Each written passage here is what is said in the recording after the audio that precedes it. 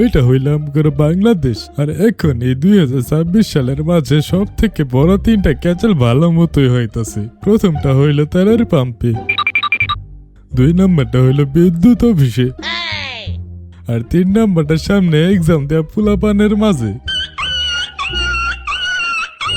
আরো কিছু আছে, কিন্তু ওইগুলো গুলো আবার দেশে থাকে না, টানাটানি পড়বো। তাই আমরা আপাতত এই 3টা জিনিস নিয়ে কাহিনীতেহি।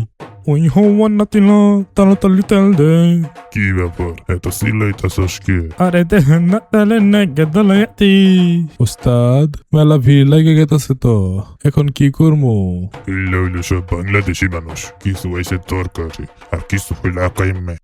নইলে এত দাঁড়াই থেকে কোনো ব্যস্ত মানুষ তেল নিত না, শালার ব্যাগটি বকল। কি ব্যাপার, তাড়াতাড়ি তেল দে।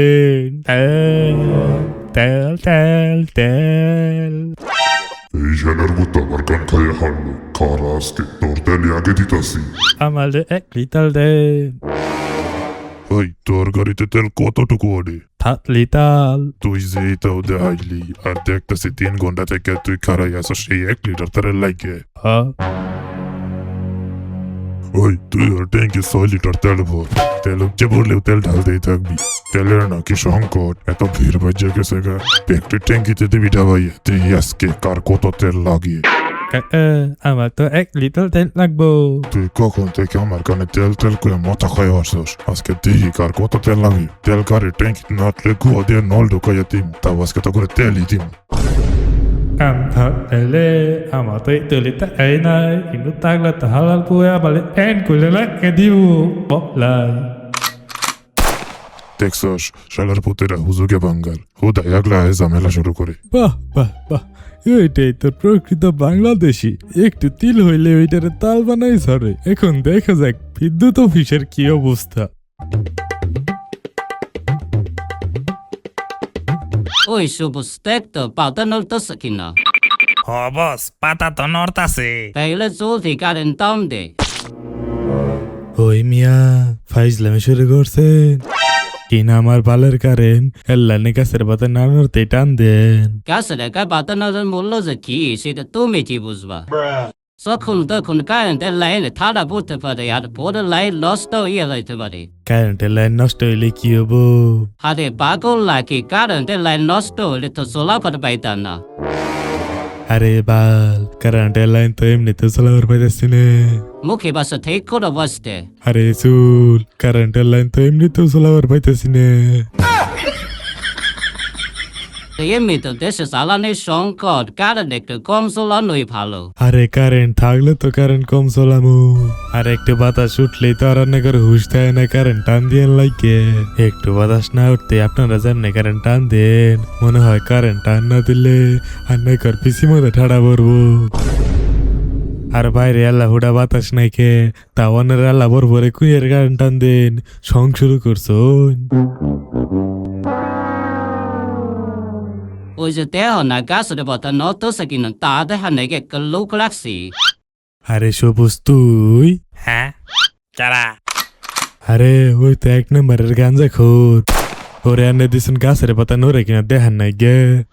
ও বস, গাছের তো খালি হেনকা পাতা না, গাছেও নড়তাছে। ও সরি সরি, গাছে নাচতাছে। আরে কি বলো এইসব? না হেটার কাম থেকে বাইর করা লাগবো। ওই তুইও তো আবার গাঞ্জা খাস না তো? না স্যার, আমি গাঞ্জা খাই না। তুই হইলি আমার একমাত্র সূক্ষ্মকর্মী, যার প্রতি পুরো বিশ্বাস আছে আমার। মাঝে মাঝে আল্লাহ বাবা খায়। খাদা আজকে তো 2টার চাকরি থেকে বাদ দেওয়াইতেছি। কিসের চাকরি থেকে বাদ দিবা নাইনে? চাকরি থেকে বাদ দেওয়ার আগে আঙ্গর কাছ থেকে 7 লাখ করে 20 লাখ নিয়েছিলেন, ওইটি আগে ফেরত দেন। ওই 7 আর 7 20 কেমনে হ? হায় রে স্যার, যা করলেন জীবনে উপরে গেলে দিবনে, এই হইল আপনার চাকরি দেওয়ার লক্ষণ। আর এইভাবে চলতে থাকলে এন তো কারেন্ট নিয়ে টানাটানি করে, কয়দিন পরে ফুটকি নিয়ে টানাটানি বাঁচবো। কখন করতে অন্য দেশ থেকে মানুষ এসে মাইরা দিয়া চইলা যা। থাক, আজকে আর পরে দেখানি যাইতো না, পরে আবার আমার চ্যানেল নিয়ে টানাটানি বাঁচবো। এখন একটু পরীক্ষার্থীদের থেকে ঘুরে আহি।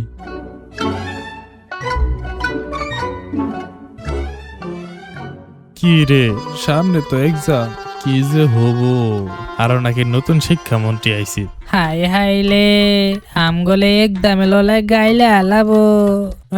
সারা বছর উল্টা পাল্টা বই পড়াইয়া শেষে এক্সামে মারবার আইছে। ও ঠিক কই তো বাচ্চারা কেবা আছো তোমরা? এবার এলা সাবধানে থাকো, এবারে এক্সামে কিন্তু নকল করার কোনো সুযোগ নাই, আর যেই নকল করবো আর পটকির সাল একটাও থাকবো না। আরে স্যার থামান আপনাদের এই ফালতু কথা। এই বেয়াদব ছেলে, দাঁড়াও, কি বললা তুমি? জি স্যার, যা বলছি সত্য কথাই। কি খবর চাস, বুঝাই ক। আমাদের বাংলাদেশের যেই শিক্ষামন্ত্রী হয়ে আসুক, কিছু ছিঁড়তে পারুক আর না পারুক, পরীক্ষা দেওয়াতে সবাই ছিঁড়ে, পরীক্ষা দেওয়াতেই সব নীতি ঢুকায়। কোনোদিন কাউকে বলতে শুনলাম না যে এবার তোমাদের বইগুলো পরিবর্তন করা হবে, তোমাদের ক্লাস নেওয়ার মান উন্নত করা হবে। তা না, শুধু এক্সামেই আমাদের সাথে সহবাস করা হয়। এই যে নকল হবে না, হ্যান হবে না, তেন হবে না। আরে পোলাপান নকল করে কেন? কারণ আমাদের বইগুলোতে ঢুকিয়ে দিয়েছে মুখস্থ বিদ্যা, আর ক্লাসগুলোও নেওয়া হয় সেইভাবেই, যার কারণে 3-4টা করে প্রাইভেট কোচিং করতে হয় আমাদের, আরো 100টা সিলেবাস আর গাইড তো কিনতে হয় আমাদের। কেন বইগুলোকে কি এমন ভাবে বানানো যায় না যেন বাড়তে কিছু আমাদের কিনতে না হয়? আর ক্লাসগুলো কি এমন ভাবে নেওয়া যায় না যেন আমাদের আর বাড়তি প্রাইভেট না পড়তে হয়? আর ক্লাসগুলোকে এমন ভাবে নেওয়া যায় না যেন ক্লাসে মনোযোগ থাকে, পড়তে ভালো লাগে, যে কোনো জায়গায় একটু আসে, পড়িয়ে তারপর চলে যায়, তারপর লাগাও প্রাইভেট, লাগাও কোচিং। আর এইভাবে আমাদের সারা বছর চুল পড়িয়ে শেষে এক্সামের ভেতরে সহবাস করে দেওয়া হয়। This is Bangladesh education system. Oh sorry, এখন এটা এডুকেশন সিস্টেম না, শুধু education and business system. Oh yeah.